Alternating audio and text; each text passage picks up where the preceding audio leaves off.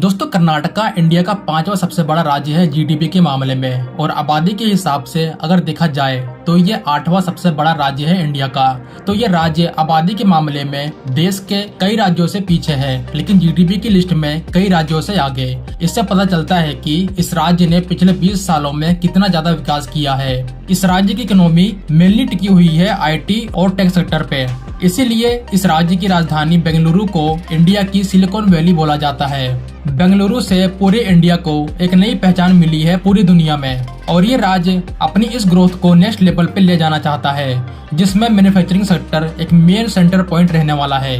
Manufacturing sector को बढ़ावा देने के लिए आपको इंफ्रास्ट्रक्चर को मजबूत करना होता है, जिसमें इंडिया के बहुत से राज्य पीछे हैं। इसी का नतीजा है कि इंडिया अभी भी बहुत सी चीजें अपने देश में मैन्युफैक्चर नहीं कर पाता। हमें मेनली इसको चाइना से इंपोर्ट करना पड़ता है। लेकिन अब देश की बहुत से राज्य सरकारें और केंद्र की सरकार नई नई पॉलिसीज ला रही हैं ताकि वो मैन्युफैक्चरिंग सेक्टर को मजबूत कर पाए। तो इसके लिए इंफ्रास्ट्रक्चर का मजबूत होना बहुत ज्यादा जरूरी होता है। इंफ्रास्ट्रक्चर एक बेस की तरह काम करता है। आज के इकोनॉमिक मॉडल में ये हम चाइना में देख चुके हैं, लगभग हर सेक्टर में इसका योगदान दिखता है। तो इसीलिए आज इस वीडियो में आपको कर्नाटका राज्य के ऐसे 10 मेगा प्रोजेक्ट के बारे में बताने वाला हूँ जो इस राज्य की ग्रोथ को एक नई दिशा देंगे।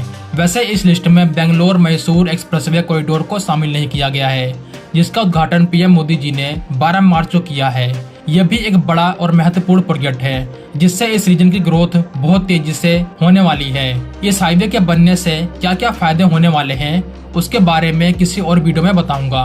पहला प्रोजेक्ट है एयरपोर्ट्स, और यहाँ सिर्फ एक एयरपोर्ट की बात नहीं हो रही। कर्नाटका में इस टाइम 6 एयरपोर्ट का निर्माण किया जा रहा है। इन एयरपोर्ट से इस राज्य की एयर कनेक्टिविटी इंप्रूव होगी। तो यहाँ मैं सबसे बड़े एयरपोर्ट के बारे में बताऊंगा, जो है केम्पेगौड़ा इंटरनेशनल एयरपोर्ट। दोस्तों, ये एयरपोर्ट कर्नाटका का सबसे बड़ा एयरपोर्ट है, जो बेंगलुरु सिटी में लोकेटेड है। यहीं से इंटरनेशनल फ्लाइट टेक ऑफ और लैंड होती है। अब इस एयरपोर्ट का विस्तार होने जा रहा है। इसके फेज 2 के ऊपर काम शुरू हो रहा है। फेज 2 में किया प्रोजेक्ट का विस्तार किया जाएगा, इसको मॉडर्नाइज किया जाएगा ताकि इसकी कैपेसिटी और फैसिलिटी को इम्प्रूव किया जा सके पैसेंजर्स और एयरलाइन के लिए। फेज 2 के ऊपर कुल खर्चा एस्टिमेट किया गया है लगभग 13,000 करोड़ रुपए। इसमें एक नए टर्मिनल बिल्डिंग का निर्माण होगा, एडिशनल पार्किंग बेस का भी निर्माण होगा, प्लस जो बाकी के इंफ्रास्ट्रक्चर हैं जो ओल्ड हो चुके हैं अपग्रेड किया जाएगा। फेज 2 के बनने के बाद बताया जा रहा है इस एयरपोर्ट की क्षमता 45 मिलियन पैसेंजर्स पर ईयर की हो जाएगी, और इस फेज 2 को ओपन करने की डेट 2025 बताई जा रही है। इसके अलावा जिन एयरपोर्ट्स का निर्माण होने वाला है वो है Shivamogga airport, Bellary airport, Raichur airport, Vijayapura airport और हसन एयरपोर्ट। अगला मेगा प्रोजेक्ट है बेंगलुरु सबर्बन रेल प्रोजेक्ट। दोस्तों, बेंगलुरु में मेट्रो के बाद एक नया रेलवे प्रोजेक्ट बनने जा रहा है, जो सिर्फ बेंगलुरु के लिए होगा। यह है Bengaluru suburban rail network project. इसमें कुल 4 लाइन का निर्माण किया जाएगा, जो बेंगलुरु शहर के कुछ मेन इलाकों को कनेक्ट करेगा।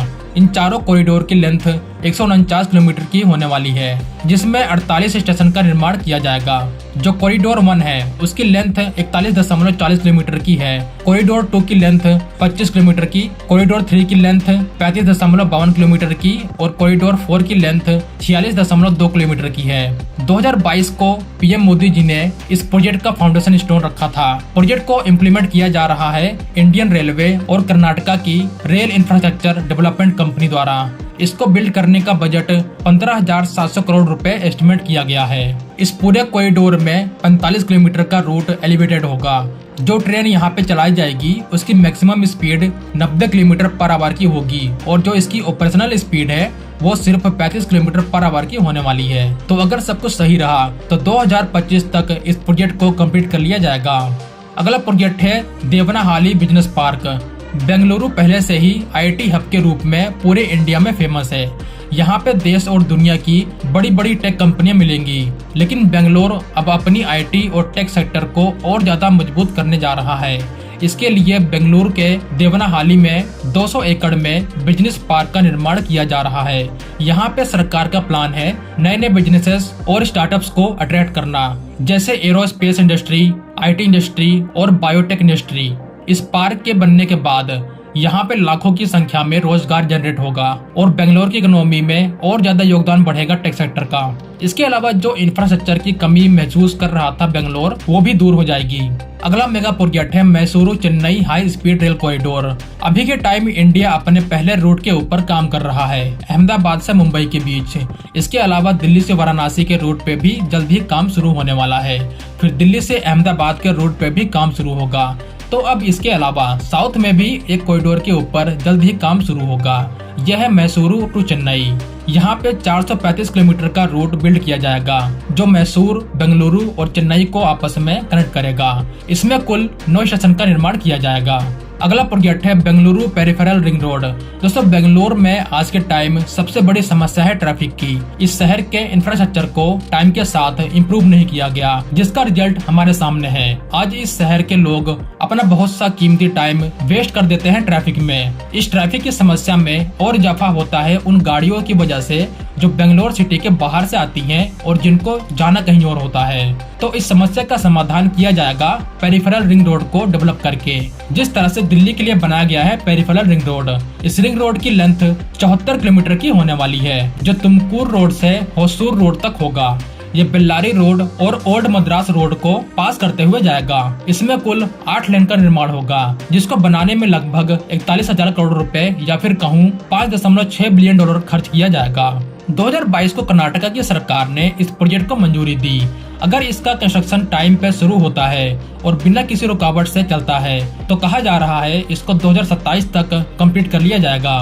बेंगलोर के बाद अब चलते हैं मैंगलोर, क्योंकि अगला प्रोजेक्ट बनने वाला है मैंगलोर में। यह है वाटर फ्रंट। ये water front Netravati railway bridge से बोलार सी फेस तक होगा, जिसको बनाने का कुल खर्चा 60 करोड़ रुपए का बताया जा रहा है। यहाँ पे एक पेडेस्ट्रियल सी रिवर हैंगिंग ब्रिज का निर्माण किया जाएगा, जिसकी लागत 40 करोड़ के लगभग है।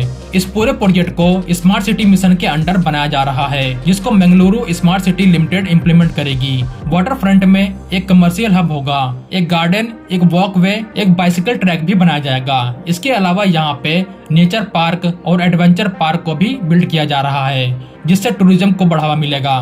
अगला प्रोजेक्ट है Bengaluru Chennai industrial corridor. India में इस टाइम कुछ बड़े बड़े इंडस्ट्रियल कॉरिडोर के ऊपर काम चल रहा है। इनमें से सबसे बड़ा है दिल्ली मुंबई इंडस्ट्रियल कॉरिडोर। इसके अलावा अमृतसर दिल्ली कोलकाता इंडस्ट्रियल कॉरिडोर के ऊपर भी काम चल रहा है। अगर साउथ की बात करें तो यहाँ सबसे बड़ा और इम्पोर्टेंट होने वाला है बेंगलुरु चेन्नई इंडस्ट्रियल कॉरिडोर। इस प्रोजेक्ट को सबसे पहले 2018 में प्रपोज किया गया था, जिसको 2025 तक डेवलप किया जाना है। लगभग 50,000 करोड़ रुपए स्पेंड किया जा रहा है इसको बिल्ड करने के लिए। इसमें एक सुपर एक्सप्रेसवे कॉरिडोर का भी निर्माण किया जा रहा है। फिर जैसे कि मैंने अभी बताया कि इसी रूट पे एक हाई स्पीड रेल नेटवर्क को भी बिल्ड किया जा रहा है, जो कि पार्ट होगा इसी इकोनॉमिक कॉरिडोर का। जो ये एक्सप्रेसवे बिल्ड किया जा रहा है, ये एक की स्ट्रक्चर का काम करेगा इस कॉरिडोर के लिए। ये एक्सप्रेसवे 280 किलोमीटर लंबा होने वाला है, जिसमें 6 लेन को बिल्ड किया जाएगा। इस प्रोजेक्ट को बनाने की लागत 10,000 करोड़ रुपए रखी गई है। प्रोजेक्ट के बन जाने के बाद बेंगलुरु के पास एक फास्ट सी पोर्ट का एक्सेस मिल जाएगा। अगला प्रोजेक्ट है बेंगलुरु पुणे एक्सप्रेसवे। अभी के टाइम देश का सबसे बड़ा और इम्पोर्टेंट एक्सप्रेसवे प्रोजेक्ट बन रहा है दिल्ली से मुंबई के बीच। ये 8 लेन का एक्सप्रेसवे पार्ट है दिल्ली मुंबई इंडस्ट्रियल कॉरिडोर का। इस कॉरिडोर के बाद अगर कोई दूसरा एक्सप्रेसवे है जो उतना ही महत्वपूर्ण होगा इकोनॉमिक तौर पे, तो ये होने वाला है पुणे बेंगलुरु एक्सप्रेसवे। तो अब यहाँ पे आपका एक सवाल होगा कि इसको सिर्फ पुणे तक ही क्यों बनाया जा रहा है, मुंबई तक क्यों नहीं? तो जिनको नहीं पता उनको बताना चाहूंगा कि पुणे से मुंबई के बीच एक एक्सप्रेसवे पहले से एग्जिस्ट करता है, जो देश का पहला 6 लेन का एक्सप्रेसवे कॉरिडोर है। और इसी एक्सप्रेसवे को अब 6 से बढ़ाकर 8 लेन का किया जाएगा। तो बेंगलुरु से मुंबई के बीच 8 लेन का एक्सप्रेसवे कॉरिडोर होगा। पुणे से बेंगलुरु के बीच जो एक्सप्रेसवे बनाया जाएगा उसकी लेंथ 700 किलोमीटर की होने वाली है, जिसको बनाने का बजट एस्टिमेट किया गया है 40,000 करोड़ रुपए। अभी के टाइम इसके DPR के ऊपर काम चल रहा है। जैसे ही DPR रेडी होगा तो इस प्रोजेक्ट की डिटेल रिपोर्ट सामने आएगी, फिर इसके ऊपर काम चालू होगा। अगला प्रोजेक्ट है बेंगलुरु विजयवाड़ा एक्सप्रेसवे।